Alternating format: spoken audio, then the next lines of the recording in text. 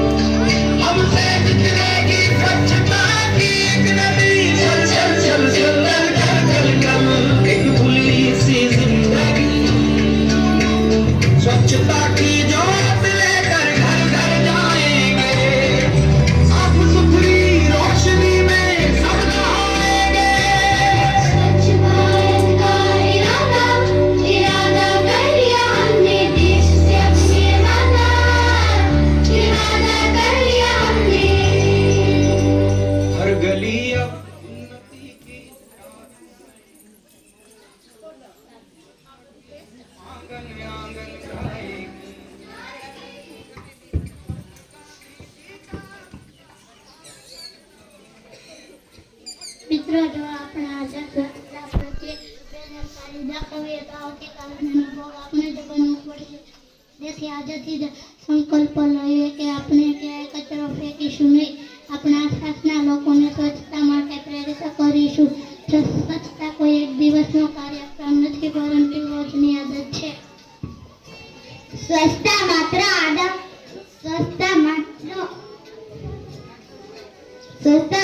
આદત નથી, પરંતુ અમારી આપણા સૌની જવાબદારી છે. જ્યારે આપણું ઘર, શાળા અને આજુબાજુ સ્વચ્છ થાય ત્યારે રોગો દૂર રહે છે. પરંતુ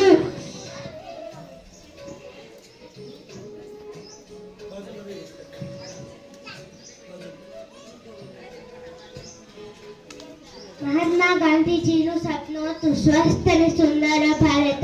બાપુ માનતા કે સફાઈ કરવી કોઈ નાનું કામ નથી, પરંતુ દેશ સેવાનું પવિત્ર કાર્ય છે.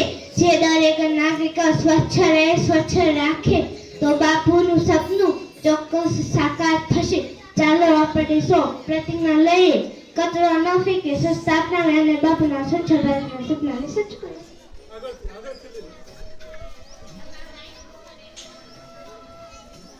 સ્વચ્છતા માત્ર સફાઈ નથી પરંતુ સ્વસ્થ અને સુખી જીવનની ચાવી છે. આપણે ઘણી વાર ગંદકીની ફરિયાદ તો કરીએ જ છીએ, પરંતુ તેને દૂર કરવાની જવાબદારી ભૂલી જઈએ છીએ. આ નાટક દ્વારા અમે એ જ સંદેશ આપવાનો પ્રયત્ન કર્યો છે કે જો દરેક વ્યક્તિ પોતાની જવાબદારી સમજે તો સમાજ અને દેશ બંને સ્વચ્છ બની શકે. અને ખાસ આજના દિવસે હું આ શાળાની એક ઈચ્છા રાખું છું કે અમારી શાળાની આસપાસ ગંદકી છે તે દૂર થાય તેવી અમે સૌ બાળકોની વિનંતી છે. એક આદત સારી, એક આદત સારી. A clean today, a clean today. સ્વચ્છતા છે, સ્વચ્છતા છે.